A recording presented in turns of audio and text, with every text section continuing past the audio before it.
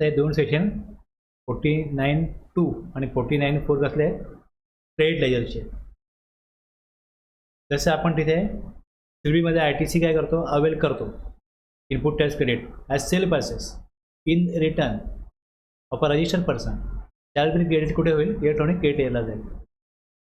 आता याच्यामध्ये कसं होतं, जे क्रेडिट घेतलं आहे सप्लायरनी जर का पेमेंट केलं तर ठीक आहे, अदरवाईज सेक्शन 41 काय सांगतो की अवेलमेंट ऑफ ITC आहे, तर सप्लायरनी पैसे नाही भरले तर मग रिसिपियंटला भरायला लागते, तर रिव्हर्स करायला लागेल तो ITC. The amount available in electronic credit ledger may be use for making any payment towards, फक्त आउटपुट टॅक्स दिला आहे, output tax under this act or under IGST ॲक्ट इन सच मॅनर. आता कशा प्रकारे रूल आहे याचा, तर maintenance of electronic credit ledger eligible for ITC. Electronic credit ledger shall be maintain, त्याचा कुठला फॉर्म आहे, तो फॉर्मचं नाव आलं PMT 02 for each registered person eligible for input tax credit under the act on the common portal and every claim of input tax credit. Claim जसा जमा होईल कुठे होईल, त्या लेजरला क्रेडिट होईल, आणि जसा तो वापरला जाईल डेबिट्स इन लेजर किंवा electronic credit ledger shall be debited to the extent discharge of liability. Liability समजा माझ्याकडे इकडे 1000चा ITC आहे, तर हा काय होईल, क्रेडिट होईल, आणि लायबिलिटी जर का 800 असेल तर टू द एक्सटेंट 800 काय होईल, म्हणजे 200 रुपये बॅलन्स काय होईल तिथे पडून राहील क्रेडिट लेजरला. पहिले जमा होईल म्हणजे क्रेडिट वापरला जाईल, debited to the exchange of discharge of any liability in accordance with the provision of section 49, 49A आणि 49B. कशा प्रकारे ITC युटिलाइज करायचा हे सांगितलं आहे 49, 49A आणि 49B मध्ये. बघायचं पुढे आपल्याला. रिफंड, तसं ITCचा रिफंड दिला, where a registered person has claim refund of any unutilise amount from the electronic credit ledger to the extent काय होईल, सेक्शन 54 आहे रिफंडचा. The amount to the extent of the claim shall be, परत इथून काय होईल तेवढी अमाऊंट त्या लेजरमधनं कमी केली जाईल, डेबिट होईल. If the refund so filed is rejected either fully or partly, the amount debited, जी अमाऊंट तिथं कमी केली आहे ती परत काय होईल तिकडे to the extent rejection recredit होईल. त्याकरता आपण मग ऑर्डर काढली जाते PMT 03 मध्ये.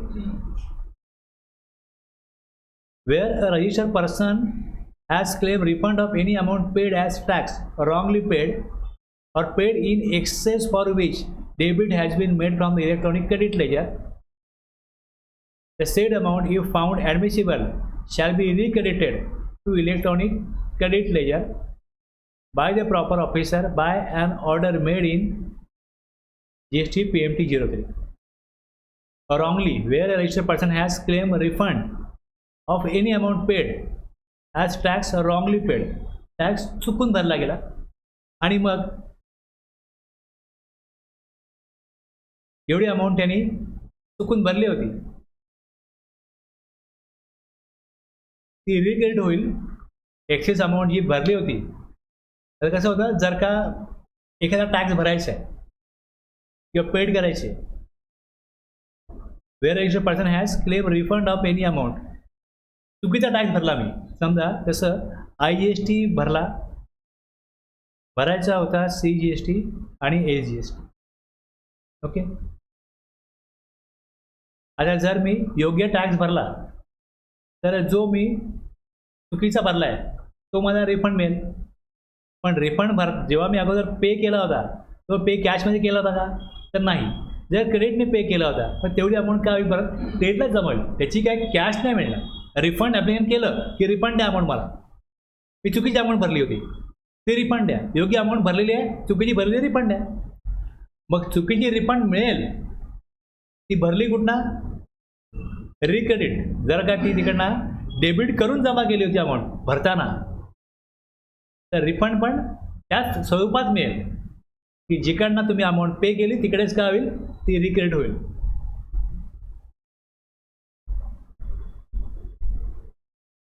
Amount of erroneous refund recredited to the electronic credit ledger, where a registered person deposit the amount of erroneous refund. Refund sanction झाला पण तो नियमानुसार नव्हता, चुकीचा होता. 54.3 एक सेक्शन आहे, दुसरा 96.3 आहे. याच्यामध्ये त्या सेक्शनचं उल्लंघन करून रिफंड मागितला घेतला, चुकीचा होता. Along with interest penalty amount परत केले त्यांनी, वेळेवर ॲप्लिकेबल भरली अमाऊंट. त्यावेळेस रिफंड घेतला, रिफंड कॅशमध्ये घेतला, आता कॅश भरली परत ती. तर जेव्हा रिफंड कुठनं घेतला होता, क्रेडिटमधला,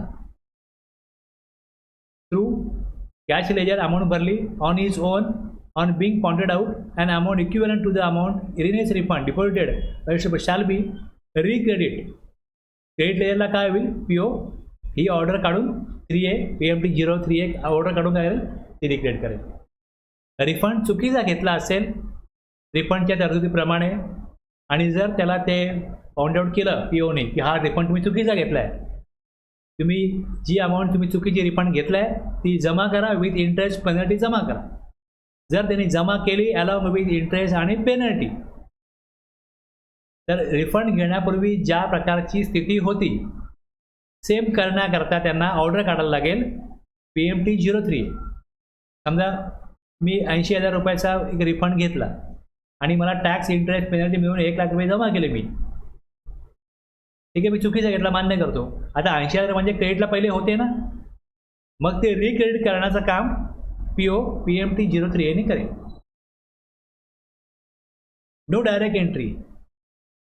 Save as provided in the provision of this chapter, no entry shall be made directly in the electronic credit ledger under any circumstances. काहीतरी ट्रान्झॅक्शन आहे त्याच्या थ्रूच एंट्री होते, डायरेक्ट एंट्री होत नाही.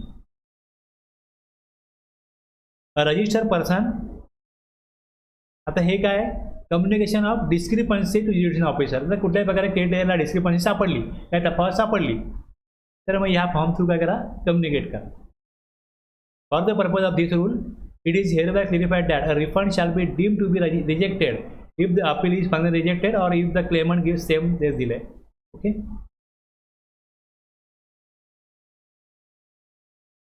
इथे काय होतं, फक्त क्रेडिट लेजरला अमाऊंट जमा होईल, ते क्रेडिट होईल, रिक्रेडिट होईल, हेच दिलेलं आहे. आता पुढे जाऊन जी अमाऊंट जमा झाली आहे क्रेडिट लेजरला, ती लायबिलिटी डिस्चार्ज करण्याकरता वापरायची असेल तर कशा प्रकारे वापरायची,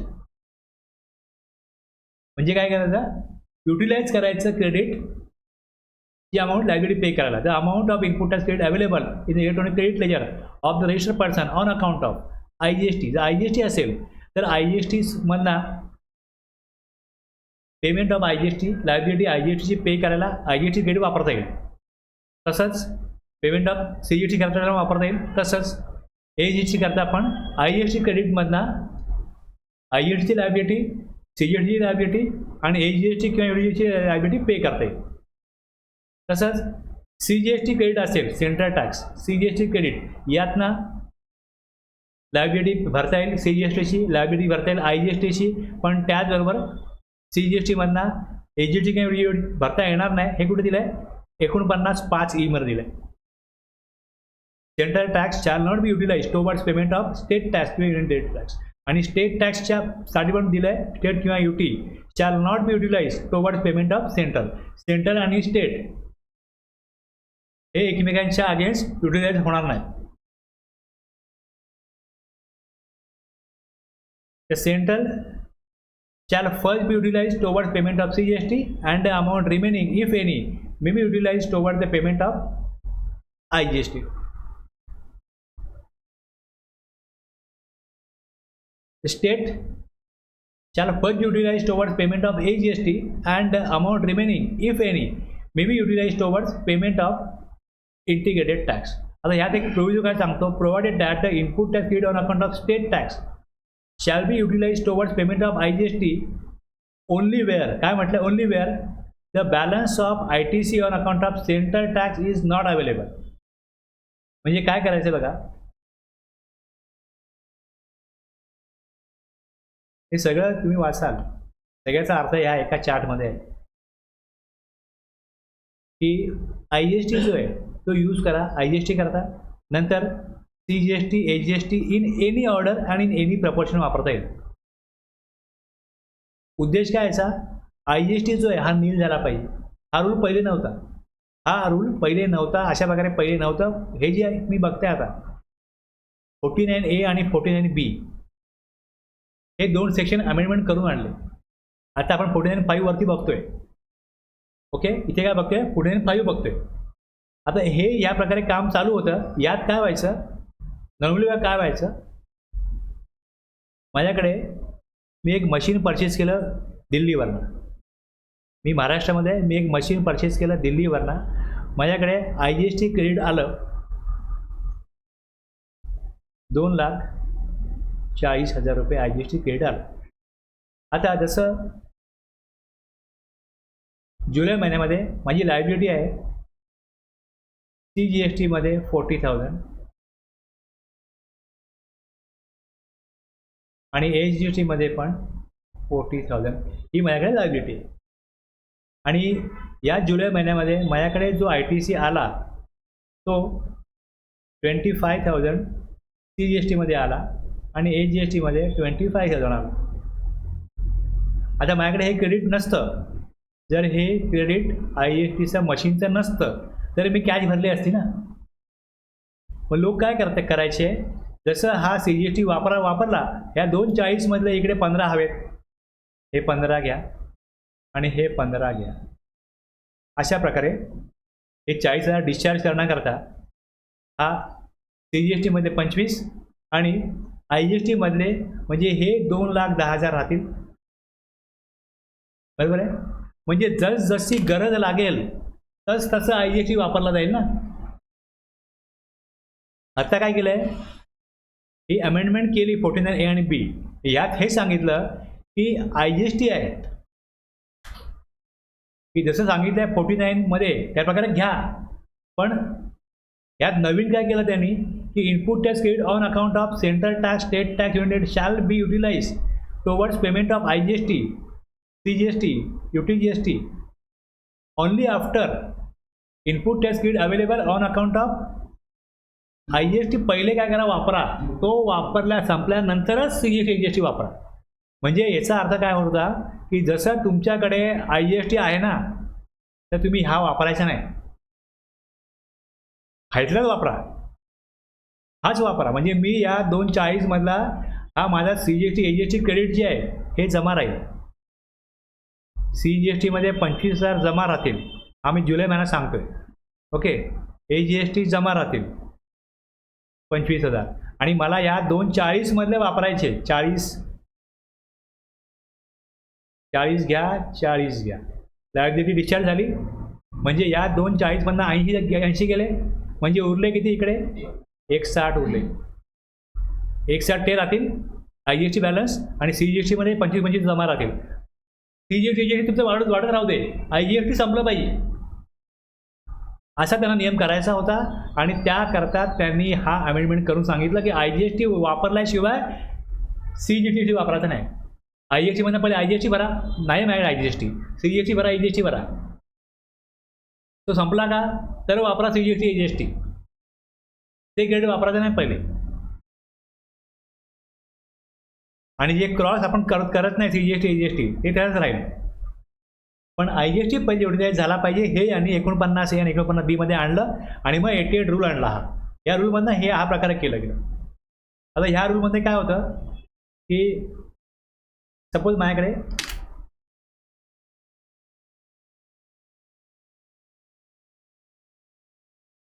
CGST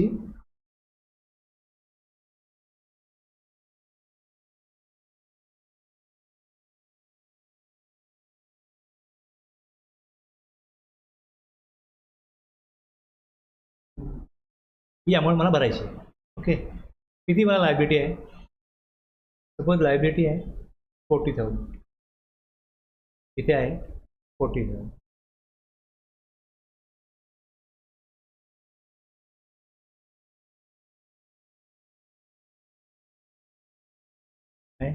आणि माझ्याकडे एक क्रेडिट आहे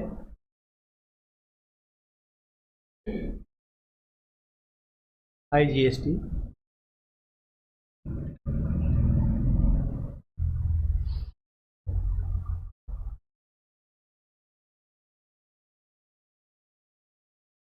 $60,000. ओके, इकडे IGSTचा 60,000. सेम CGST SGST ही माझ्याकडे ट्रेड आहे. आता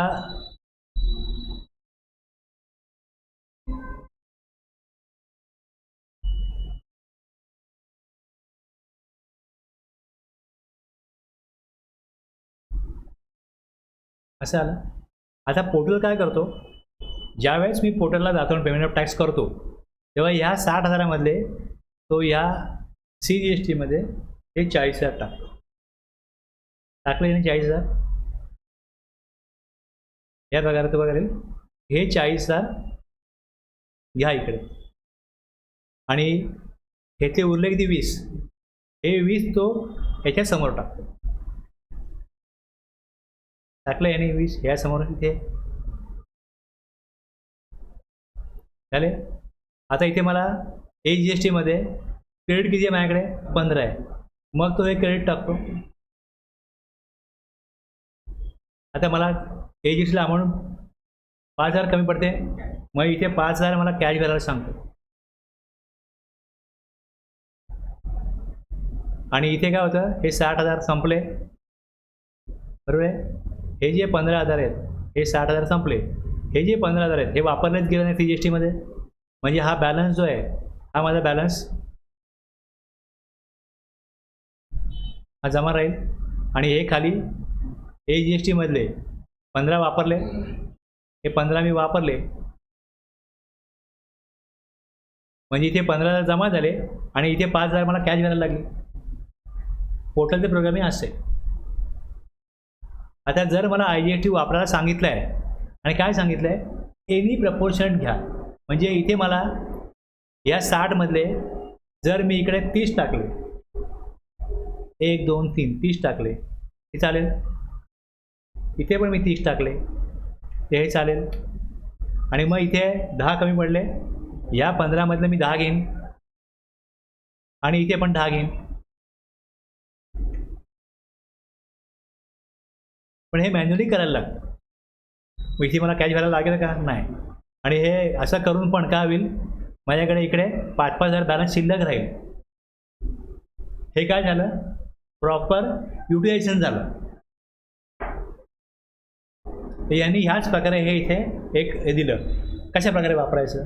तर ह्या प्रकारे तुम्ही एनी प्रपोर्शन वापरू शकता. काय दिलं इकडे की any order and in any proportion वापरू शकता.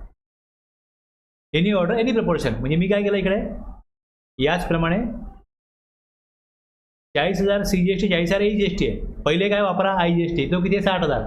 यातले मी इथे 30 टाकले, 30 गेले. जर मी इथे हे 25 टाकले असते चालले असते, मग इथनं मला 15चं क्रेडिट मिळालं असतं. आणि इथे हे 15 आहेत, कसे घेऊ शकतो टॅक्स. त्यांचं म्हणणं काय की तुम्ही IGST संपला पाहिजे. म्हणजे मी इकडे 25 आणि इथे हे 15 आहेत, इथे 25 हे जर असे वापरले हे संपत नाही. मला हे संपवले पाहिजे कुठल्या परिस्थितीत. त्यामुळे मला इकडे हे 30,000 आहेत, हे मी 40 याला घेतले तरी चालतील. इकडे मी याला 25 घेतले तरी चालतील. मग इथे मला उरलेले 35 घ्यावेच लागतील. 60 संपले पाहिजे कसे पण. एनी ऑर्डर एनी प्रपोर्शन याचा अर्थ हा आहे. पण ज्यावेळेस पोर्टलला एखादा माणूस जातो त्यावेळेस पोर्टल काहीतरी त्याच्या पद्धतीने प्रोग्रामिंगप्रमाणे टाकणार. हां, त्यातनं काय होतं कॅश पेएबल आहे. म्हणजे ज्यांना हा नियम माहीत नाही ते अशा प्रकारे फसतात. क्रेडिट पण जमा करतात आणि कॅशही भरतात.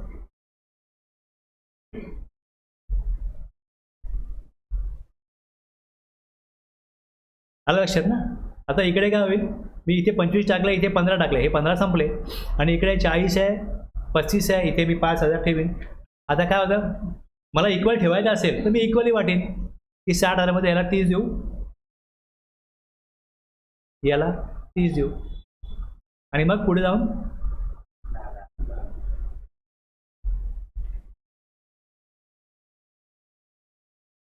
फक्त मला याचा अर्थ स्पष्ट करायचा आहे की याचा अर्थ एवढा आहे की IGST संपला पाहिजे हा त्यांनी नियम बनवला आहे. त्यामुळे IGST संपतोय आणि काय केलं जातं आता दुसरा काय यामध्ये CGST वापरा IGST करता आणि AGST केव्हा वापरता येतो IGST करता ज्या वेळेस CGST जो आहे हा शिल्लक राहिलाच नाही पाहिजे. IGST only when ITC of CGST equal to nil. आता कसं आहे तसं मी हे तुम्हाला सांगितलं की हे मशीन घेतलं कुठनं दिल्लीवरून घेतलं. जर असं मशीन महाराष्ट्रामधनं घेतलं असेल जर महाराष्ट्रामधनं मशीन घेतलं आणि माझ्याकडे CGST मध्ये 1,20,000 आहेत आणि AGST मध्ये 1,20,000. मी परचेज केलं परचेज करून माझ्याकडे आणखी 40,000 वाढले. जुलै महिन्यामध्ये मी काय परचेज केलं ITC वाढला 1,60 झाले. ओके 1,60 झाले. आता माझी जुलै महिन्याची जी लायबिलिटी आहे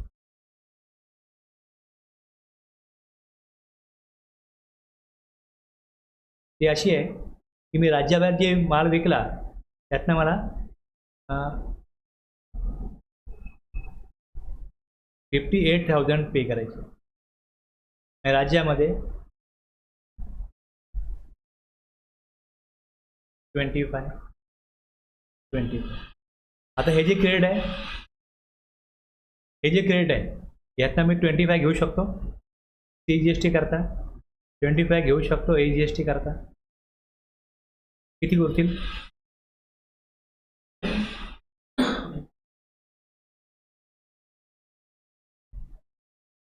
हे भरले गेले. आता हे 58 साठी मला काय घ्यायला लागेल CGST मधनंच घ्यायला लागेल. इक्वली नाही घेऊ शकत मी हे लक्षात घ्या. हे IGST भरायचे यातनं मी -58 करून ही अमाऊंट इथे बनेल. असंच करत राहायला लागेल दरवेळेला. IGST भरण्याकरता CGST पहिले यूज करा CGST करता मग यूज करा IGST करता. तसं AGST यूज करा पहिले AGST करता. AGST यूज करू शकतो IGST only when ITC of CGST नील झाला तर वापरता येईल. असं आहे म्हणून वापर चॉईस नाही तिकडे. तसं IGST ला कसा चॉईस आहे की IGST any order and any proportion. तसं AGST चं नाही. AGST युटिलाइज करता येईल कशाच्या अगेन्स्ट IGSTच्या पण CGSTचा बॅलन्स नील झाला असेल तर आणि क्रॉस युटिलाइज होणार नाही. CGST आणि AGST क्रॉस युटिलाइज होणार नाही. बस एवढं या चार्टमध्ये जे जेवढं दिलं आहे तेवढंच कळलं कशा प्रकारे सेट ऑफ करायचं हे कळलं. बाकी वाचायला जाल तर खूप आहे. ओके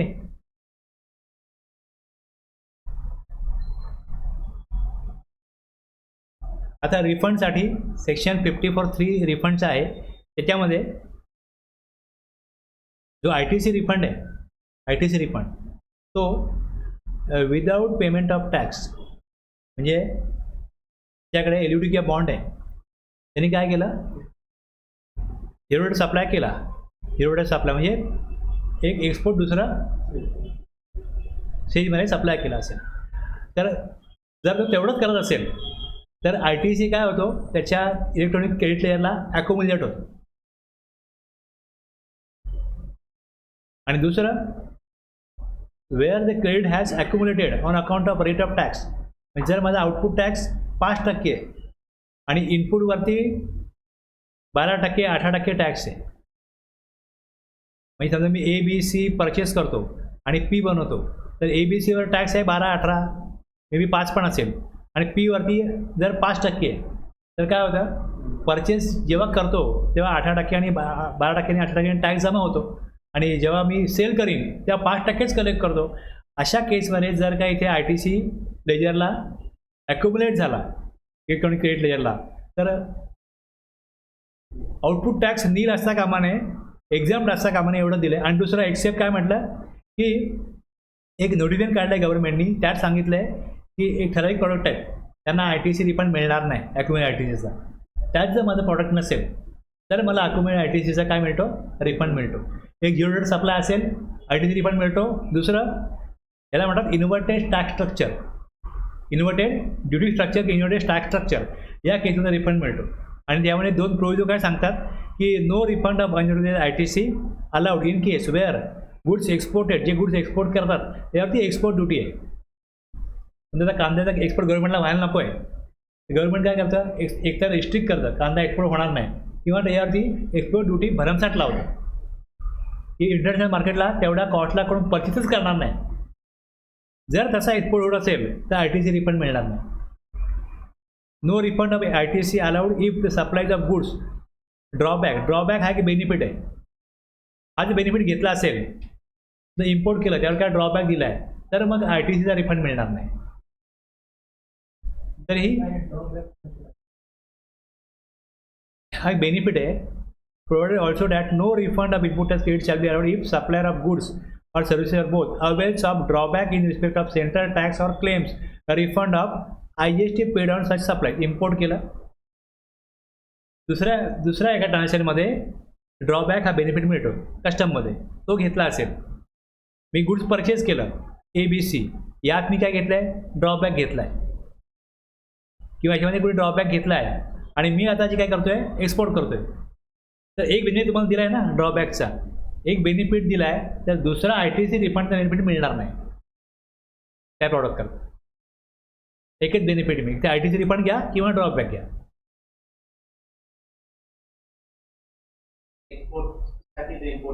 हां,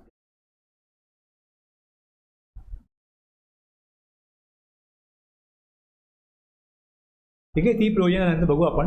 आता एवढंच बघा फक्त की the balance in the electronic cash ledger, electronic credit ledger after payment of tax, interest, penalty, fee और any other amount payable under this act और the rules made under may be refunded in accordance with the provision of section 54. 54मध्ये पण हा reference दिला आहे की जी amount credit लेजरला आहे, cash लेजरला आहे, त्याचा रिफंड तिथे मिळेल.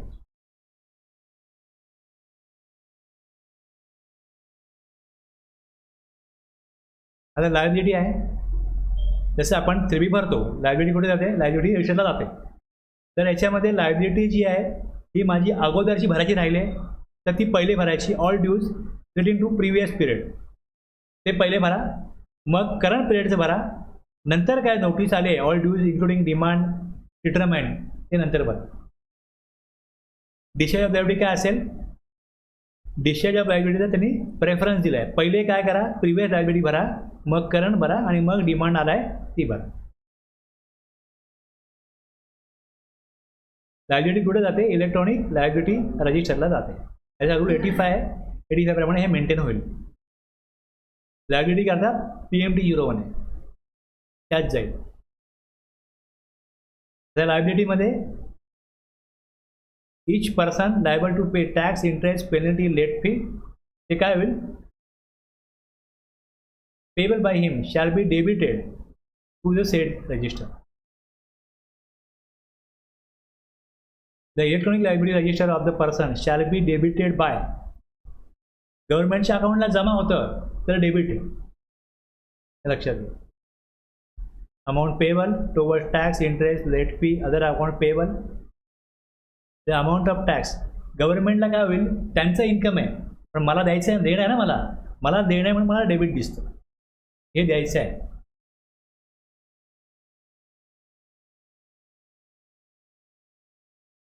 Electronic liability register, the amount payable toward tax, interest, penalty और any other amount payable by at determined by the proper office. एक तर काय रिटर्नमधनं, आणि दुसरं त्यामुळे जेव्हा आपण हे काढतो इकडे लायबिलिटी जेव्हा काढतो, लॉग इन मी करून दाखवतो, जेव्हा हे काढू आपण, लायबिलिटी दोन प्रकारची आहे, एक रिटर्न संबंधित आणि दुसरं POने काढलेल्या नोटिशीमध्ये आलेली लायबिलिटी.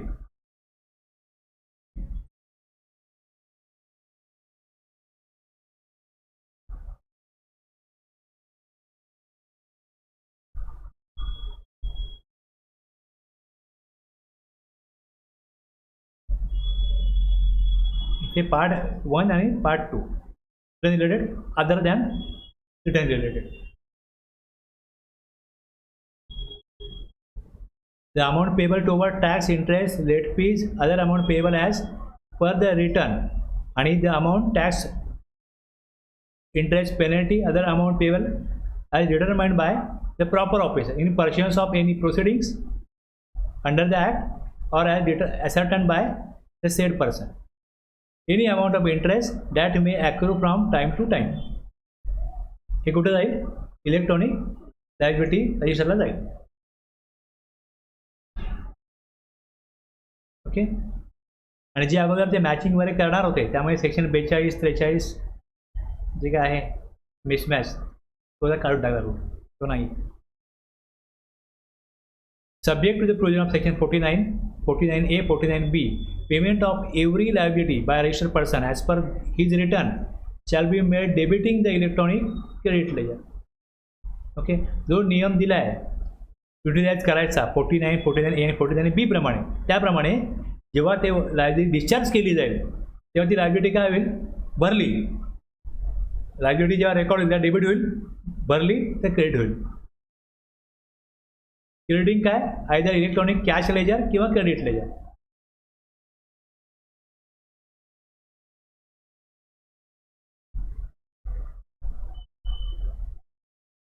लायबिलिटी भरण्याकरता आयदर कॅश किंवा क्रेडिट वापरलं जाईल हेच सांगितलेलं आहे. The amount deducted under section 51 किंवा 52 अमाऊंट कलेक्टेड और the amount payable on the reverse charge basis or the amount payable under section 10 म्हणजे composition dealer. Any amount payable towards interest, penalty, fee or any other amount under the act shall be paid debiting the electronic cash ledger maintained as per rule 87 and the electronic liability register shall be credited accordingly. Liability कसली पे करायची आहे? 51 ची, 52 ची, section 10 ची, reverse चार्जची आणि interest, penalty, fees याकरता कॅशच भरायला लागेल. हे कॅश थ्रू ती लायबिलिटी पे होईल. Any amount of demand debited in the electronic liability register shall stand reduce to the extent of relief given by the appellate authority, appellate tribunal, court. तर समजा एखाद्याला जेव्हा डिमांड पाठवलं जाईल त्या लायबिलिटीमध्ये 1 लाख रुपये समजा डिमांड पाठवले तर दिसेल ना CGST, AGST. आता हे 1 लाख रुपये जे डिमांड त्याला पाठवले त्याला मान्य नाही, मग तो अपिलात जाईल आणि अपिलात ती अमाऊंट जर का रिड्यूस केली गेली त्या ऑथॉरिटीकडनं रिड्यूस केली आणि ही अमाऊंट 80,000 त्याला पे करायला सांगितली तर त्या लेजरला या प्रकारे इफेक्ट दाखवायचा. PO काय करेल? इफेक्ट दाखवेल की अपिलेट ऑथॉरिटीमुळे, ट्रिब्युनलमुळे, कोर्टामुळे तेवढी अमाऊंट काय झाली? कमी झाली, रिलीफ दिल्यामुळे. मग तिथे ती ॲडजस्टमेंट एंट्री येईल. The amount of penalty impose or liable to be impose shall stand reduce.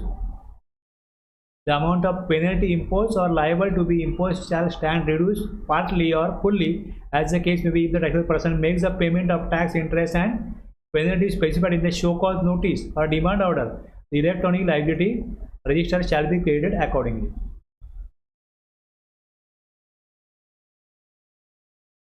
Payment केलं तर काय होईल? तेवढ्या अमाऊंट कमी होईल आणि काय डिस्क्रिपन्सी असेल तर याला पण PMP 04ला कम्युनिकेट करा ज्युरिडिक्शनसाठी, ऑफिशियल एक्झरसाइजिंग ज्युरिडिक्शन.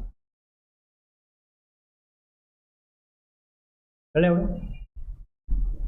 जे नेहमी करतो त्याचे रूल सगळं दिलेलं आहे. कुठल्याही व्यक्तीने स्वतःच्या मनाने काही करायचं नाही. जे चालतं काम ते कुठल्या नियमानुसार चालतं, त्याला कुठला सेक्शन ॲप्लिकेबल आहे हे तुम्हाला कळलं तर तुम्हाला सिस्टम कळलं. कोणाच्या मनाने सिस्टम चालत नाही. ज्या गाईडलाईन दिल्या, जे नियम बनले त्याप्रमाणे सिस्टम चालवायचा आहे, ज्यांना अधिकार दिले त्यांनी.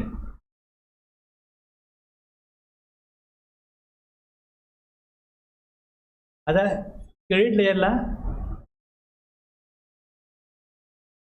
जेव्हा कधी कुठल्याही प्रकारे फ्रॉड ITC घ्यायचा आहे, समजा मी एक सर्व्हिस घेतलीच नाही पण दाखवली सर्व्हिस घेतली तर मी काय करेन? बिल मागवीन, बिल दे मला आणि काय करेन?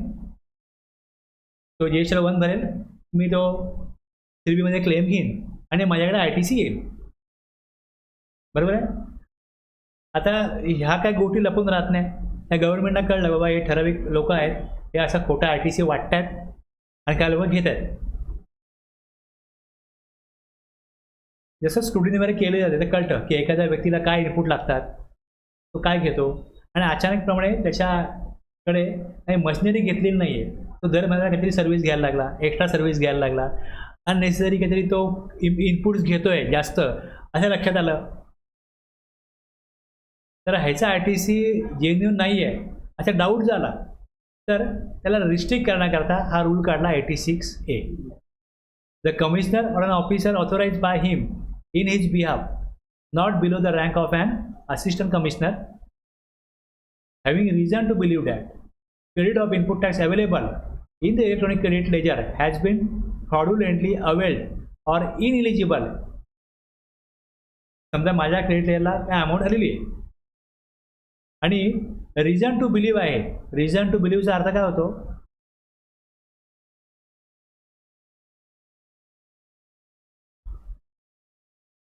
काहीतरी सर्वे केला असेल गव्हर्नमेंटनी, काय लोकांचं ऑडिट केलं आहे, कोणाचं स्क्रुटिनी केलं आहे, कोणाचं इन्स्पेक्शन केलं आहे, यातनं काय माहिती आलेली आहे की बा हे इन्स्पेक्शन केलं, कळलं की ह्यांनी फ्रॉड ITC वाटलं लोकांना आणि त्यातला एक मी घेतला आहे.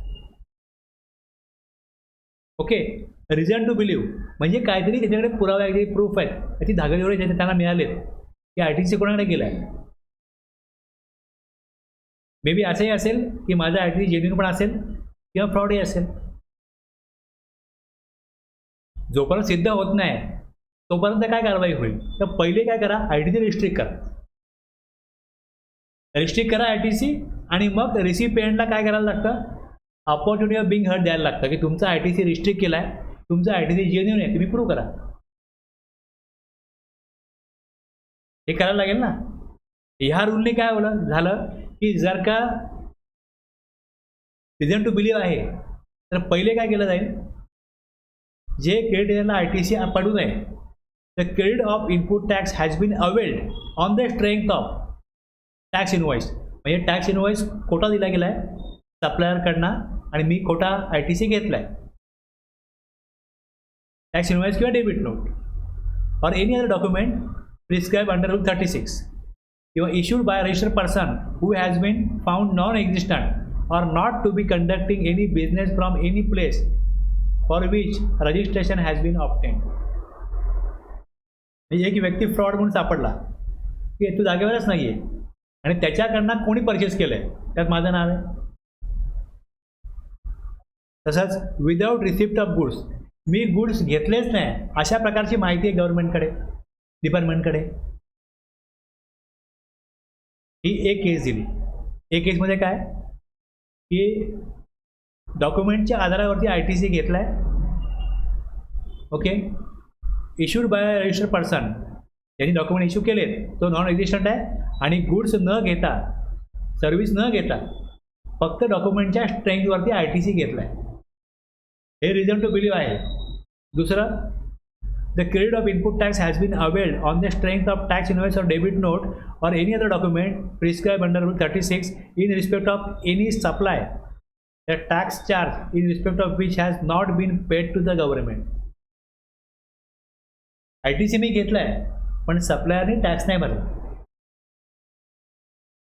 The registered person availing the credit of input tax has been found non-existent or not to be conducting any business from any place for which registration has been obtained. जो ITC घेतोय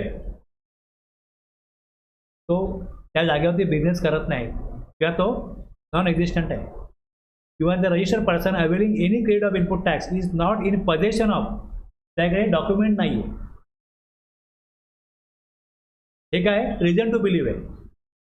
या केसमध्ये may for reason to be recorded in writing, म्हणजे जेव्हा मला हे माझ्यावरती कारवाई होते या रूलप्रमाणे, तेव्हा काय होईल, मला सांगितलं जाईल रिझन, कारण काय सांगितलं जाईल, हे कारण आहे.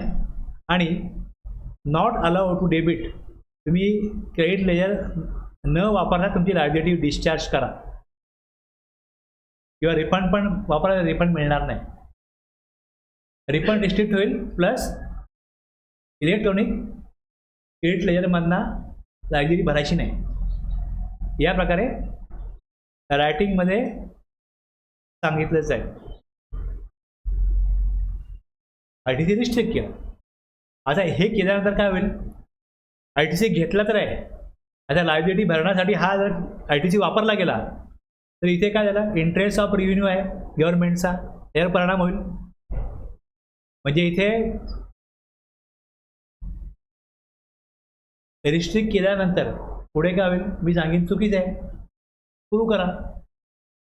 तुम्ही कुठल्या बेसिसवरती ITC घेतलाय, मी गुड्स घेतले, सर्व्हिस घेतले, कोणाकडनं घेतले, त्याला काय पेमेंट केलं, म्हणजे माझं ट्रान्झॅक्शन जेन्युइन आहे हे मला प्रूव्ह करायला लागेल. जे पुरावे आहेत, reason to be recorded in writing, ते गव्हर्नमेंट देईल. जेव्हा मला नोटीस दिली जाईल की हे तुम्ही वापरू नका, ते चुकीचं आहे हे मला प्रूव्ह करायला लागेल ना. की तुमच्याकडे जी माहिती असली, जी उपलब्ध असलेली माहिती आहे, ती माहिती मला लागू होत नाही, मला गैर लागू आहे, माझा सप्लाय जेन्युइन आहे. एक व्यक्ती जो असतो ना, तो एक व्यक्ती 10 जणांना सप्लाय करतो. ओके, तर हे सगळेच सप्लाय काय फ्रॉड नसतात, कळलं. 70% जेन्युइन आहे, 30% फ्रॉड आहे, किंवा 70% फ्रॉड आहे, 30% जेन्युइन आहे, काहीतरी असेल ना. तर माझं म्हणणं आहे की त्यांनी फ्रॉड केला असेल, तुमच्याकडे माहिती योग्य असेल, पण मी जेन्युइन सप्लाय घेतला आहे, माझ्याकडे डॉक्युमेंट आहे, मी सप्लाय घेतला आहे, मी ऑन अकाउंट पेमेंट केलं आहे. तुमची माहिती बरोबर असेल, पण ती मला लागू होत नाही. ही जी काय कम्युनिकेशन आहे, ही जी काय कारवाई आहे, ही एका वर्षामध्ये व्हायला पाहिजे. सच रिस्ट्रिक्शन शॅल सीज, जे रिस्ट्रिक्शन केलं आहे हे एका वर्षामध्ये काय होईल, एक्सपायर होईल. म्हणजे एका वर्षापेक्षा जास्त कालावधी करता टॅक्सपेअरला ITC वापरू नका हे रिस्ट्रिक्शन ठेवता येणार नाही. पहिले काय करा, रिस्ट्रिक्ट करा आणि मग कारवाई चालू करा. The commissioner or the officer authorise by him under Schedule 1 may upon being satisfied that conditions for disallowing debit electronic credit ledger as above no longer exist allow such debit. Okay, जसे अशा प्रकारचे लोक मार्केटमध्ये कार्यरत आहेत हे गव्हर्नमेंटला कळलं, त्यांना थांबवण्याकरता हा रूल केला की पहिले काय करा, तुम्ही तुमच्याकडे जी माहिती आली त्याच्या आधारे कुठे कुठे आणि ITC based on document, strength of document कुठे कुठे दिला आहे ते बघा, आणि त्या टॅक्सपेअरला काय करा, रिस्ट्रिक्ट करा. जे लोक वाटत आहेत, जे लोक अशा प्रकारे ITC वाटत आहेत त्यांना चेक करा. इन्स्पेक्शन जागेवर सापडलेच नाही, नॉन एक्झिस्टंट, किंवा त्या जागेवर बिझनेस करत नाही, त्यांचा ITC ब्लॉक करा. ओके, त्यांच्याकडे डॉक्युमेंट नाही आहे आणि ITC घेत आहेत, गुड्स घेतले नाही, ITC घेतात, ह्या सगळ्या 4 केस जे आहेत ABCD मधल्या, हे जे लिस्टमध्ये आले त्यांना पहिले काय करा, रिस्ट्रिक्ट करा की ITC वापरायचं नाही लायबिलिटी पे करण्याकरता, आणि मग संबंधित कारवाई एका वर्षामध्ये होईल. जर खरोखर मी ITC चुकीचा घेतला आहे, रिव्हर्स करायला लागेल. मी कुठे वापरला असेल तर मला टॅक्स इंटरेस्ट पे करायला लागेल, आणि जर मी जेन्युइन असेल तर मी प्रूव्ह करेन, मला अलाव होईल की ITC वापरू शकतो. आलं लक्षात ना. ज्या प्रकारची ट्रान्झॅक्शन चाललेली आहेत मार्केटला, त्याला थांबवण्याकरता हा एक जालीम उपाय गव्हर्नमेंटने केला. 86A हा रूल आणला, conditions of use of available in electronic credit ledger. If the ITC is so availed, the restrictions can be imposed by not allowing such ITC to be used for discharging any liability under Section 49 or not allowing a refund of any unutilized amount of such ITC. Such restrictions can be imposed for a period up to 1 year from the date of imposing such restrictions. However, the commissioner officer authorized by him can withdraw such restriction if he is satisfied that conditions for imposing the restrictions no longer exist. जसं restriction दिलं जाईल, वस्तुस्थिती काय आहे, वास्तव काय आहे हे तपासलं जाईल, टॅक्सपेअर त्याचे डॉक्युमेंट देईल, डिपार्टमेंट आपले डॉक्युमेंट देईल, यातून मग सत्य बाहेर येईल आणि त्याप्रमाणे पुढची कारवाई होईल. म्हणजे जर कारवाई पात्र असेल टॅक्स पेअर तर कारवाई होईल, अदरवाईज जे काय रिस्ट्रिक्शन आहे हे काय केलं जाईल, विड्रॉ केलं जाईल. कळलं एवढं झालं यामध्ये.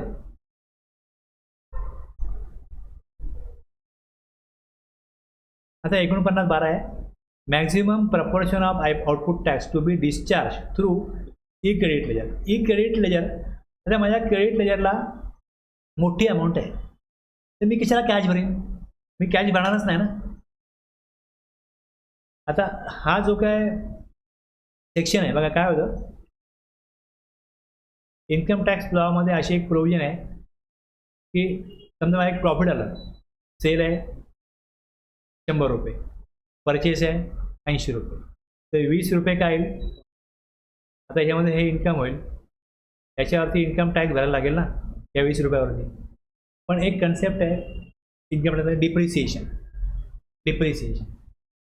की ज्या मशिनरी घेतल्यात त्या मशिनरीला समजा एक 20% डिप्रिसिएशन आहे आणि ते येतं माझ्याकडे समजा 200 रुपये. आता रिलायन्सचा मोठा प्लांट आहे तर त्यांना प्रॉफिटच्या पेक्षा पण जास्त अमाऊंट डिप्रिसिएशनची यायची आणि ती आली तर ह्या 20 रुपये प्रॉफिट आहे, मग डिप्रिसिएशन 20 चार्ज करायचे, प्रॉफिट 0 आणि ह्यातले 180 आहेत हे काय व्हायचं, अनॲब्सॉर्ब डिप्रिसिएशन. ते पुढच्या पिरियडला कॅरी फॉरवर्ड होणार. तुम्ही पुढच्या पिरियडला घ्या, असं पुढच्या पिरियडला कॅरी फॉरवर्ड होत होत ते वाढतच जाणार आणि इन्कम टॅक्स रिलायन्सला कधीच भरायला लागत नव्हता. लक्षात घ्या. मग गव्हर्नमेंटने काय केलं, नाही एक्सपेन्स जास्त नाही, मशिनरी त्यांनी करोडची घेतली ना, त्यांची इनिशियल इन्व्हेस्टमेंट करोडोमध्ये आहे, अब्जावधीमध्ये आहे इनिशियल इन्व्हेस्टमेंट. त्यामुळे काय होतं आणि दरवर्षी परत ते काय ना काय नवीन मशिनरी घेतात. त्यांचा बिझनेसचा जो स्कोप आहे तो ते वाढवत असतील, त्यांचा बिझनेस वाढतोय, दरवर्षी त्यांचा सेल वाढतोय, मग मशिनरी वाढते, मशिनरी वाढलं डिप्रिसिएशन वाढलं, प्रॉफिटही वाढतं. पण डिप्रिसिएशनमुळे काय होतं, ते प्रॉफिट जे आहे त्यांची जी तुम्ही बॅलन्स शीट बघाल कंपनी ॲक्टमधली ती वेगळ्या प्रकारे बनते. तिकडे खूप मोठं प्रॉफिट आहे, प्रॉफिटमध्ये दर क्वार्टरला वाढ होते हे दिसतं, म्हणजे इन्व्हेस्टर करतात म्हणजे शेअर घेतात. पण income tax point of view ज्या प्रकारे दाखवायचं आहे त्यात प्रॉफिट नाही. आलं लक्षात, यात फ्रॉड काय नाही आहे, ही तरतूद आहे, तरतुदीप्रमाणेच ते इन्कम टॅक्समध्ये दाखवत होते. मग इन्कम टॅक्स लॉमध्ये काय केलं, एक मिनिमम अमाऊंट ही टॅक्समध्ये भरावीच लागेल असा लॉ अमेंड केला. बाकी तुम्हाला जे काय बेनिफिट घ्यायचं आहे तो पुढच्या काळात घ्या, पण कॅशमध्ये टॅक्स भरायलाच लागेल अशी तरतूद केली, तेव्हा रिलायन्सला टॅक्स कॅशमध्ये भरायला यायला लागला. त्यांची योजना अशी होती की इन्कम टॅक्स त्यांना कधी भरायलाच लागणार नाही. अशाच प्रकारे त्यांना म्हणजे एकंदरीत कायदाच असा आहे की त्यांना तो फायद्यात पडत होता. तसं एखाद्याने तर क्रेडिट घेतलेलं आहे तर तो काही वर्ष टॅक्स भरणारच नाही. आता मशीन घेऊन मी जर का 2-3 वर्ष वापरतो आणि 3 वर्षानंतर परत नवीन मशीन घेतो, आणखी बिझनेस वाढवतो, तर कॅशमध्ये कधी टॅक्स भरायला लागणारच नाही. असं होऊ शकतं, बिझनेसमध्ये प्रॉफिटही होईल. पण जसा बिझनेस वाढतो, बिझनेस आणखीन मोठ्या लेवलला न्यायचा आहे, आणखीन मशिनरी घ्या, आणखीन काय करा, इन्व्हेस्टमेंट करा, आणखीन सेल करा, आणखीन प्रोडक्शन करा. जेव्हा एखादा बिझनेस महाराष्ट्रामध्ये आहे आणि आणखीन 28 राज्य आहे, यात त्याला जर वाढवायचं असेल तर त्यांचा काय होत राहील, प्रत्येक वेळेस ITC वाढत राहील आणि ते कॅशमध्ये काय पे करणारच नाही. पण जर त्यांना 1% एक सर्टन अमाऊंट, एक समजा 1% आहे, कॅशमध्ये भरायला लावली तर त्यांना अवघड आहे का, पण गव्हर्नमेंटला फायदा होईल की नाही होईल, अशा विचारातनं ही प्रोव्हिजन केली की क्रेडिट लेजरला जरी क्रेडिट असलं तरी minimum 1% of output liability shall be discharge using electronic cash ledger. Cash म्हणता मला रूल 86B यातनं हे आलं. आता त्याकरता हा सेक्शन जो आहे, not be standing anything containing this act the government may on the recommendations of the council subject to such condition and restrictions specify such maximum portion of output tax liability under this act or under the IGST act which may be discharge through electronic credit ledger. आता हा section पहिले नव्हता, rule पहिले आणला आणि हा rule आता इथे म्हटलं ना की अशा प्रकारे टॅक्सपेअरला सांगता येईल की तुम्ही 1% अमाऊंट कॅशनी भरलीच पाहिजे. पण हा सेक्शन नसताना रूल आणला तर हा रूल आणण्याचा अधिकारच नाही आहे कायद्यामध्ये. त्यामुळे हा अल्टा वायर्स आहे, म्हणजे हा कायद्याविरोधी आहे, इल्लिगल आहे. या प्रकारे मग ह्याच्यावरती टीका झाली. त्या रूल 86B वरती अनेक म्हणजे टॅक्सपेअरच्या म्हणजे हा GST कायद्याच्या अभ्यासकांनी याच्यावरती ऑब्जेक्शन घेतलं की हा जो रूल आहे हा काय बनवण्याचा अधिकार सरकारला नाही आहे. म्हणून मग हा सेक्शन अमेंडमेंट करून आणला आणि बनवला. या सेक्शन आहे. आता रूल ओके आहे, आता रूल लिगल आहे. मग इथे अभ्यासक बोलू शकत नाही की रूल चुकीचे आहेत. पण हा नव्हता पहिल्यापासून. हा आणण्याची गरज का पडली? कारण की हा रूल जर लावायचा असेल तर या रूल बनवण्याची पॉवर सेक्शनमध्ये असली पाहिजे. आता ह्यात काय दिलं त्यांनी या रूलमध्ये? Notwithstanding anything contained in these rules, the registered person shall not use the amount available in electronic credit ledger to discharge his liability towards output tax. 99% of such tax liability in case where. परत condition काय म्हटली यात? Condition दिली आहे wear. हे सगळ्यांना लागू आहे का? तर हे where the value of taxable supply other than exempt supply and zero rate supply in a month exceed 50 lakhs.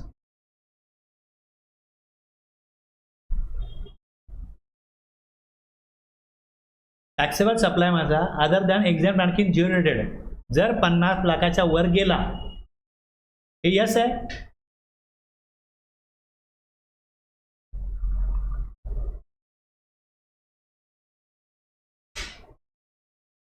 $50 लाखाच्या वरती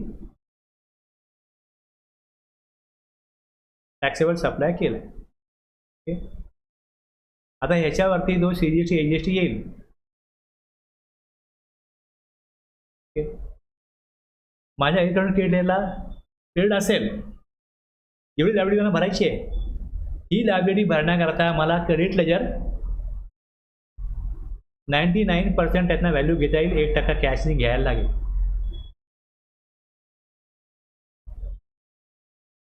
एक्झाम्पल बघा. In case where in value of taxable supply in a month less than 15 lakh आहे, तर credit ledger वापरायला काही restriction नाहीच आहे. पण जर 15 लाखाच्या वरती झालं तर total value of interstate supply of Anu and Sons for the month of August is 100 lakhs. किती झाले? 100 लाख. आता 100 लाखावरती 18% IGST किती येईल? 18 लाख येईल. The amount available in electronic credit किती आहे? 20 लाख. 20 लाख अवेलेबल आहे. तर ह्यांना लागू होईल 86B. म्हणजे ह्यांना या 18 लाखामध्ये 99% ऑफ 18 लाख किती होतील? 17,82,000. ITC मध्ये ते एवढंच वापरू शकता. बाकी त्यांना ही अमाऊंट आहे 1% ऑफ 18 लाख म्हणजे रुपये 18,000.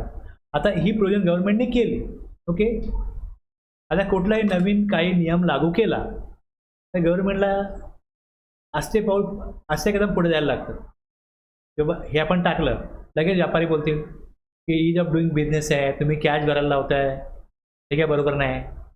आमची क्रेडिट वापरायला द्या. आम्ही मशिनरी घेतली आहे पण ते अगेन आम्ही लोन घेतलं आहे, आम्हाला बरेच खर्च असतात, बरेच एक्सपेन्स असतात. 1%च दिलं, ते पण कोणाला दिलं? वरती दिलं. आता जर का हे एवढंच करून थांबले नाही, आणखीन परत याला अपवाद खाली आहेत, आणखीन अपवादात खाली हे अपवाद दिले. म्हणजे तुम्हाला जर का हा रूल माहिती पडला असेल तर तुम्हाला पहिले हे कळलं पाहिजे की टर्नओव्हर 50 लाखावरती आहे का? आहे. आणि त्याच्याकडे ITC जर का तितका नसेलच तर तो कॅशनी भरणारच आहे ना. खूप मोठा ITC पडू नये तर त्याला कॅश भरायला लावायची आहे तर याचा उपयोग आहे. ते नाही, त्याचा उपयोगच नाही. दुसरी गोष्ट हे झालं पहिलं. दुसरं, टर्नओव्हर गेला 50 लाखाच्या पुढे. ओके. क्रेडिट लेयरला अमाऊंट आहे. दुसरा अपवाद काय दिला आहे? Provided that the state restriction shall not apply where तो जो सेड पर्सन आहे, प्रोप्रायटर, कर्ता, मॅनेजिंग डायरेक्टर किंवा पार्टनरशिप असल्यास any of its two partner, whole time director, member of managing committee, हे जे कोण व्यक्ती असेल, की पर्सन जे आहेत त्या कंपनीत, त्या संस्थेचे, ऑर्गनायझेशनचे, as a case may be have paid more than 1 lakh as income tax in each of last 2 financial year. Okay, आता समजा जुलैपर्यंत मला टॅक्स भरायचा आहे, 31 जुलै. ओके, असे 2 पिरियड होऊन गेले आणि त्यात जर का ह्याच्यामधला कोण व्यक्ती असेल त्यांनी 1 लाखाहून जास्त टॅक्स भरला आहे. आता ज्याची कंपनी किंवा ज्याची पार्टनरशिप फर्म 50 लाखाच्या वरती टर्नओव्हर करते, त्या पार्टनरचा इन्कम काहीतरी असेल, तो 1 लाख जर टॅक्स भरत असेल आणि त्यांनी या प्रकारे 2 वर्ष टॅक्स भरला असेल तर त्याच्या मग पार्टनरशिप फर्मला हा नियम लागू नाही. कळलं? 50 लाखाच्या वरती टर्नओव्हर केलाय, पण डायरेक्टर किंवा 2 पार्टनर्स हे 1 लाखाहून जास्त अमाऊंटचा इन्कम टॅक्स भरत असतील तर त्या कंपनीला किंवा त्या पार्टनरशिप फर्मला 86B चं रिस्ट्रिक्शन लागू होणार नाही. हां, ते क्रेडिट वापरू शकतात. आणलं कशाला? क्रेडिट रिस्ट्रिक्ट करायला म्हणून आणलं ना. आता ज्याच्या टर्नओव्हर 50 लाखाच्या पुढे आहे त्या कंपनीचे डायरेक्टर किंवा त्या कंपनीचे, त्या पार्टनरशिप फर्मचे पार्टनर, हे जर का इतकी कंपनी मोठ्या प्रमाणात चालते तर 1 लाख रुपये इन्कम टॅक्स भरतच असतील की नाही? हां, तेच सांगितलं मी तुम्हाला, जे 31 जुलै टाईम लिमिट आहे. आता बघा कसं आहे, आता 31 जुलै होऊन गेला तर मी आत्ता 31 जुलैला भरलेत 1 लाखाच्या वरती, त्याच्या अगोदर भरलेत 1 लाखाच्या वरती, असं आहे. 139(1) मध्ये ड्यू डेट असते 31 जुलै, हां ती भरली मी. आता जुलैचा माझा इन्कम भरून झालेला आहे आणि आता मी जे काही ऑगस्ट रिटर्न भरतो तर त्यात मी सांगितलं की बाबा मी 2 वर्षापूर्वी 50,000 टॅक्स भरला होता, पण आता 2 वर्ष लास्ट रिसेंट जो टॅक्स भरला आहे तो मी 1 लाखाच्या वरती भरला आहे. मग हा नियम मला लागू होईल का? नाही होणार लागू. ते 1 लाख कधीचे बघायचे तर जो काय 2 financial year time limit to file return due date जी आहे हॅज एक्सपायर, जी एक्सपायर झाली आहे, म्हणजे 31 जुलै याचे होऊन गेलेत, असे 2 पिरियडचे मी टॅक्स किती भरलेत? 1 लाखाच्या वरती भरलेत. मग हा नियम मला थांबवू शकत नाही, रिस्ट्रिक्ट करू शकत नाही. मी क्रेडिट वापरू शकतो पूर्णपणे. The registered person has received a refund amount of more than ₹1 lakh in the preceding financial year.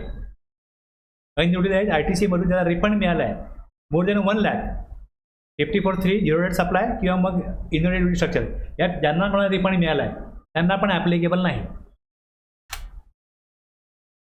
त्यांना पण हा नियम ॲप्लिकेबल नाही, त्यांनाही हा लागू होणार नाही नियम. आणखीन the registered person has discharged his liability towards output tax through the electronic cash ledger for an amount which is excess of 1% of the total output tax liability cumulatively, एकंदरीत up to the said month. समजा आत्ता मला माझ्या turn 50 लाखाच्या पुढे गेला आहे, मला 1% कॅश भरायला लागेल, पण जर एप्रिल टू आता मी जुलैपर्यंत रिटर्न भरलेत, याच्यामध्ये मी जी कॅश भरली आहे ती आत्ता ऑगस्ट जेव्हा भरीन मी रिटर्न, त्यात मी 1%हून जास्त कॅश एकूण भरली आहे का? यस भरली आहे. तर या महिन्यात मला कॅश भरायची गरज नाही. क्युम्युलेटिव्ह म्हणजे एकंदरीत बघा, अमाऊंट एक्सेस 1% आहे का? Total output tax April to जुलैचा मी भरला आहे प्लस ऑगस्टचा भरणार आहे, एकंदरीत अमाऊंट जेवढी होते त्यात मी अगोदर कॅश भरली, समजा एप्रिलला जास्त कॅश भरले, मेला भरले, एकंदरीत टोटल मिळून. बघा इथे काय म्हटलं, assuming a scenario where in financial year 22-23 up to August 2022 the total output liability payable is ₹30 lakh. Okay, 30 lakh and such registered person has deposited ₹1 lakh through e cash ledger. एकंदरीत 30 लाखामधले त्यांनी 1 लाख कॅशमध्ये भरले आहेत ना, and balance 29 lakh through e credit ledger. 86B would not be applicable in September 2022. होणार नाही applicable. If the turnover during this month exceeds 50 lakh, since payment made in cash is more than 1% of total output tax liability, 1% of 30 lakhs is 30,000. त्याने किती भरले? 1 लाख. याच्यामध्ये काय होतं की interestingly the aforesaid exception need to be evaluated in current financial year. म्हणजे जे वर्ष सुरू होतं एप्रिलला, एप्रिलपासून हे मोजेल असाल आणि जर मला एप्रिलला अशा प्रकारची जर प्रोव्हिजन आली तर मग मला टॅक्स 1% कॅशमध्ये भरायला लागेल. भले मी अगोदर जानेवारी फेब्रुवारी मार्चमध्ये किती पण कॅश भरले असेल, पण एप्रिलला काय हा नियम कधी लागू होतो? हां, करंट फिनान्शियल इयर. जर एप्रिलची भरायची लायबिलिटी तर एप्रिलमध्ये लागू होईल, 1% भरायला लागेल. Hence, for the month of April of any financial year, the state exception will not be applicable. Accordingly, registered person would be required to pay minimum 1% of output tax through e-cash ledger unless दुसरा कुठला एक्सेप्शनचा त्याला लागू होत नसेल तर मग त्याला हे भरायला लागेल. एवढे अपवाद दिले त्यातला एक जरी लागू झाला तर हा नियम लागू होत नाही. द रजिस्टर्ड पर्सन कोण आहे? Government department, public sector undertaking, local authority, statutory body यांच्याकरता पण काय होतं? आणि the further provided further that the commissioner or an officer authorised by him in this behalf may remove such restriction after such verification and safeguard as may deem fit. Okay, हा नियम बनवला आहे पण सगळ्यांवरती काय म्हणजे फार काही इफेक्ट असावा असं वाटत नाही मला या नियमाचं. त्यांनी बनवलं आहे, त्यांना वाटलं की हा आपण इफेक्टिव्हली लागू करावा तर हे 1% अजून 5% करू शकतात, 10% करू शकतात आणि बाकीचे हे जे दिलेले एक्सेप्शन आहेत हे जर काढले तर जास्त लोकांवरही लागू होईल. मुळात त्यांचा टार्गेट कोण आहे माहीत नाही आपल्याला. त्यांनी हा नियम बनवून काहीतरी त्यांना अचीव्ह करायचं असेल ते अचीव्ह केलं असेल, पण सर्वसामान्य सगळ्या टॅक्सवरती लागू होत नाही. कारण सगळेच काय 50 लाख टर्नओव्हर करत नाही आणि ते करत असतील तर इन्कम टॅक्समध्ये 1 लाख जर भरत असतील तर हा नियम परत किती होतो? लागू होत नाही.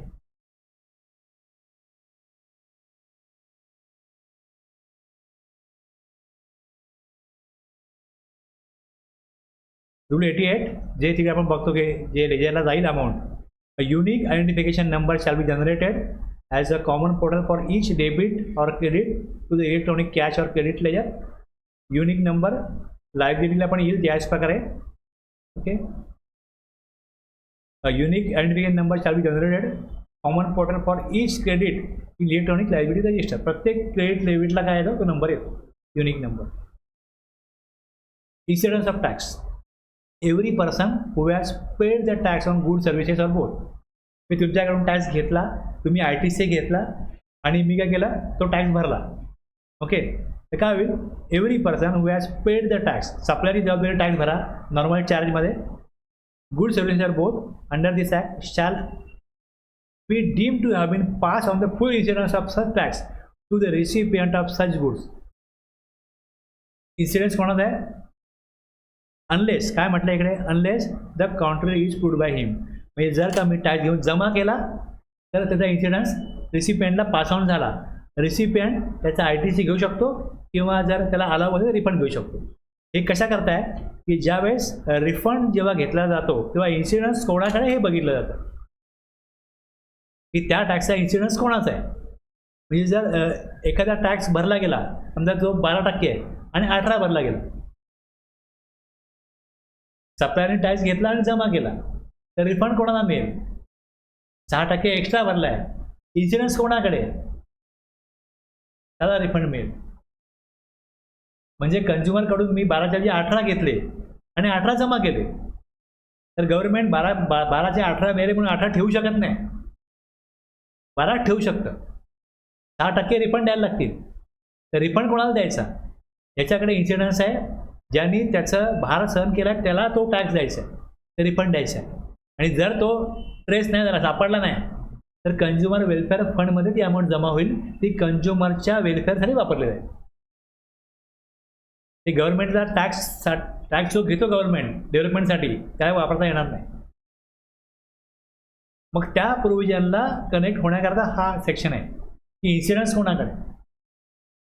ज्याच्याकडे इन्सिडन्स आहे त्याला रिफंड मिळेल आणि जर तो कंझ्युमर सापडला नाही किंवा तो व्यक्ती सापडला नाही तर कंझ्युमर वेलफेअर फंडला ती अमाऊंट जमवली आणि रिफंडला चेक केलं जातं की जो रिफंड मागतोय ती अमाऊंट त्यांनी पे केली आहे का, त्याच्या पॉकेटमधनं गेली आहे का. जर रिफंड मागतो तर रिफंड कसला आहे, एकतर आउटपुट टॅक्सचा आहे किंवा इनपुट टॅक्स क्रेडिटचा आहे. मग कोणाकडे इन्शुरन्स आहे त्याचा रिफंड मिळतो. ओके. जर एखाद्याने बिल्डरकडे फ्लॅट बुक केला आणि नंतर त्यांनी बिल्डरला पेमेंट केलं, बिल्डरने तो टॅक्स जमा केला 1%, 5% जो काही जमा केला आणि नंतर त्यांचं ॲग्रीमेंट कॅन्सल झालं, तर बिल्डर काय बोलतो की बाबा आता बघा मला CC आले, माझा नंबर आता कॅन्सल झालेला आहे GSTचा. आपलं ॲग्रीमेंट जे झालं होतं आणि जे कॅन्सल झालं आहे हे सगळे डॉक्युमेंट तुम्हाला मी देतो, तुम्ही काय करा आता याचा रिफंड मागा. मी देऊ शकत नाही अमाऊंट, टॅक्सची अमाऊंट तुम्हाला मी देऊ शकत नाही. टॅक्सची अमाऊंट मी घेतली आणि जमा कुठे केली, गव्हर्नमेंटकडे जमा केली आणि त्या संदर्भामध्ये पोर्टलला मी ते कम्युनिकेट केलेलं आहे. तुमच्याकडून मी टॅक्सची अमाऊंट घेतली ती तुम्हाला परत देऊ शकत नाही, ती गव्हर्नमेंटकडे गेले, तुम्ही गव्हर्नमेंटकडनं मागा. मग आता तो व्यक्ती काय करेल, तो इन्शुरन्स प्रूव्ह करेल की माझ्याकडे इन्शुरन्स आहे, मी सप्लायरला टॅक्स दिला बिल्डरला आणि त्यांनी जमा केला आणि आता आमचं ॲग्रीमेंट कॅन्सल झालं आहे, म्हणजे सप्लाय नाही आहे, नो सप्लाय, टॅक्स परत द्या. समजलं ना काय. इन्शुरन्ससाठी हे महत्त्वाचं आहे. इन्शुरन्स ऑफ टॅक्स कोणाकडे आहे त्याला रिफंड मिळेल. पण इथे प्रूव्ह होईल की बाबा बिल्डरनी काय केलं, CC मिळाल्यानंतर ॲग्रीमेंट कॅन्सल केलं आहे आणि त्यामुळे तो आता क्रेडिटर बनू शकत नाही. बिल्डर जर का कॅन्सल झालं, बिल्डर काय करतो त्याची क्रेडिट नोट बनवतो की जो टॅक्स इन्व्हॉइस इश्यू झाला होता त्याची क्रेडिट नोट बनेल आणि तो फ्लॅट दुसऱ्याला दिला जाईल, दुसऱ्या जागेने तो टॅक्स घेईल. पण आता बिल्डर या पोझिशनला नाही आहे की त्याला टॅक्स मिळेल, कारण CC आली. दुसऱ्याला फ्लॅट विकेल तेव्हा त्याला टॅक्स मिळणार नाही आहे आणि ह्याचा टॅक्स त्याला परत द्यायला तो क्रेडिट नोट इश्यू करू शकत नाही. मग इन्शुरन्स ज्याच्याकडे आहे Section, every person who has paid the tax on goods services under this act shall be deemed to have passed on the full incidence of such tax to the recipient on such goods services unless the contrary is proved by him. Tax जमा नाही केला तर मग insurance pass नाही झाला, पण tax जमा केला तर काय होईल, तो इन्शुरन्स रेसिपिएंटला पास झाला असं समजलं जाईल.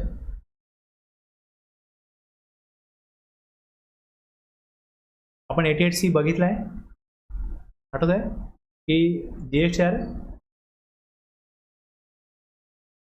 1 आणि 3B3 जी लाईटली डिफरन्स आहे तर ऑटोमॅटिक पोर्टल चेक करेल आणि काय करेल, जर डिफरन्स असेल तर इंटिमेशन पाठवेल आणि मग याला रिप्लाय करायचा 7 दिवसामध्ये. तसंच RTC डिफरन्स आहे 88D मध्ये, पोर्टल चेक करेल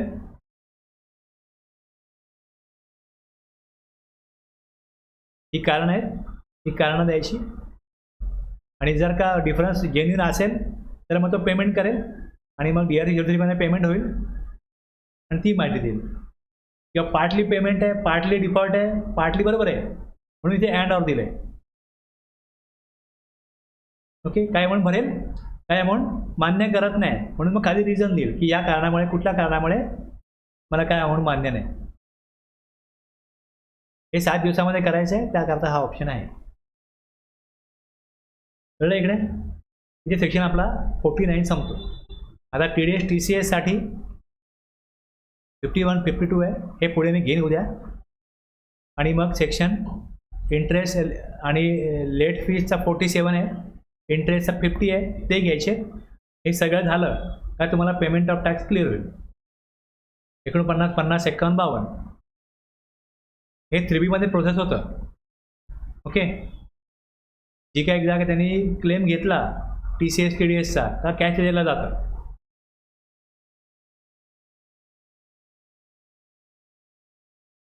थांबूया.